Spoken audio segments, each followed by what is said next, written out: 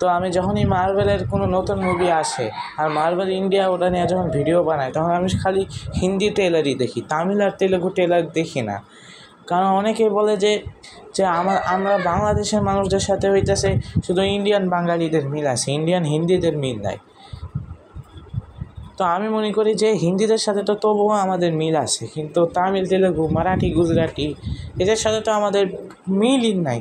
দেখতে গেলে বাঙালিদের সাথে আছে ইন্ডিয়ান বাঙালি, ইন্ডিয়ান হিন্দিদের সাথে আছে, কিন্তু Indian Marathi, Indian Gujarati, Indian Tamil তেলেগুদের সাথে তো আমার মিলই নাই একেবারে। মানে তো যাই হোক, তো মার্বেলের নতুন সিনেমা আসে আমি তার হিন্দি ট্রেলার দেখি, এটা আমি আর কি বলতে চাইছি না। এখন আমি কিছু মিনিট